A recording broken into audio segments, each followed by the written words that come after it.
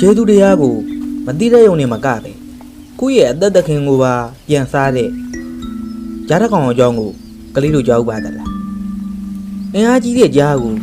ဉာဏ်ပညာနဲ့ဘလို့နှိမ်နေမလဲဆိုတာဒီပုံမြင်လေးမှာနားဆင်ကြည့်အောင်ဗျာအားလုံးပဲမင်္ဂလာပါခင်ဗျာ Story မြန်မာ Channel လေးကနေကြိုဆိုလိုက်ပါတယ်ပို့ကြီးတုန်းကတော့ဒီခုရဲ့အဆက်မှာမုတ်ဆိုးတယောက်ထောင်ထားတဲ့တန်လောင်အင်ကြီးတစ်ခုရှိပါတယ်ဒီနေ့တော့အဲ့ဒီတဲ့ကိုအင်မတန်ထွားကြိုင်းလာတဲ့ကြားကြီးတစ်ကောင်ကမိနေတာပေါ့ကြားကြီးဟာလွတ်အောင်ယုံလိုက်တိုက်လိုက်ကုတ်လိုက်နဲ့နောက်ဆုံးတော့မောဟိုက်ပြီး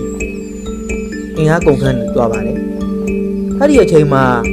ကန်ဆုံးမသွားရမိုးလိုက်လို့ပဲပြောရမလားတနာရတဲ့ပုံသားကြီးတယောက်ဟာအဲ့ဒီလမ်းကနေဖြတ်လာပါတယ်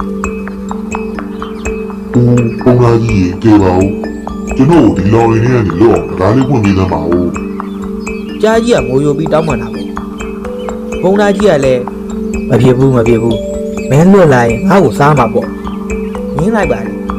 ဒါပေမဲ့ကြားကြီးကချက်ကြီးတငင်ငင်ကိုပြပြီးမစားပါဘူးပုံသားကြီးရေတေယုံသားကေပါတလုံးပြုံးပါမယ်ကျိတ်တွေပြောဆိုလိုက်တော့စိတ်ကောင်းရှိတဲ့ပုံသားကြီးဟာယုံကြည်သွားပြီးတော့တကားကိုဖွင့်ပေးလိုက်ပြီးပါတယ်ဒါပေမဲ့တကားပွင့်သွားတာနဲ့ကြားကြီးရဲ့မျက်နှာဟာပြောင်းလဲသွားပါတယ်ဟာပုံသားငါအထဲမှာယုံရတာအတော်ပိုင်းကနေအခုမင်းကိုစားပြီးပါကြီးရတော့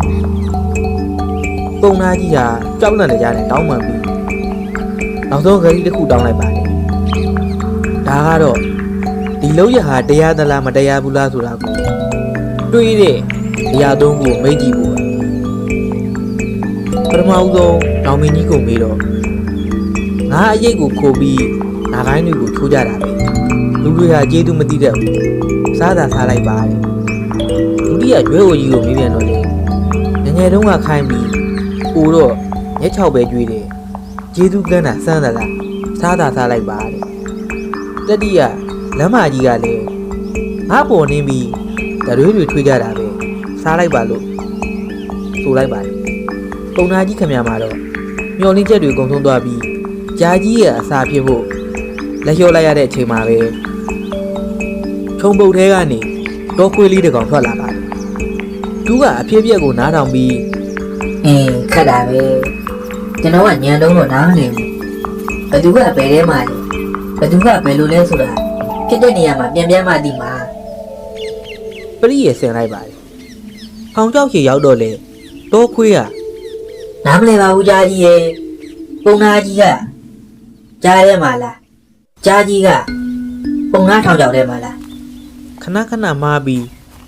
မေးလိုက်ပါတယ်ကြားကြီးကလည်းဒေါသထွက်လာတာပေါ့ကွယ်ကြားကြီးကစိတ်မရှိတော့ပဲတုံးလာကြီးလားခွေးရဟောဒီမှာကြည့်ငါကဒီထောင်ကြောက်ထဲမှာဒီလိုနေတာကွာပြန်ပြောပြီးထောင်ကြောက်ထဲကိုဝုန်းကနေပြန်ဝင်ပြလိုက်တဲ့အချိန်မှာပဲတော့ခွေးလေးဟာထောင်ကြောက်တကားကိုအမြန်ပိတ်ချလိုက်ပါတယ်။အော်အခုမှပဲနားလည်သွားတော့လေကြားကြီးကထောင်ကြောက်ထဲမှာပုံသားကြီးကအပြင်မှာအားလုံးအဆင်ပြေသွားပြီဗျို့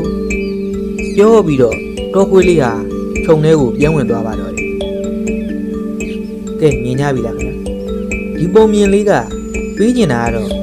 အင်းအားကြီးတိုင်းအောင်မြင်တာမဟုတ်ပါဘူးဉာဏ်ပညာကသာအရာရာကိုအနိုင်ယူနိုင်တာပါကျေးဇူးကမ်းသူဟာနောက်ဆုံးမှာတော့မိမိရဲ့မိုင်မဲမှုကြောင့်ဒုက္ခပြန်ရောက်တတ်ပါတယ်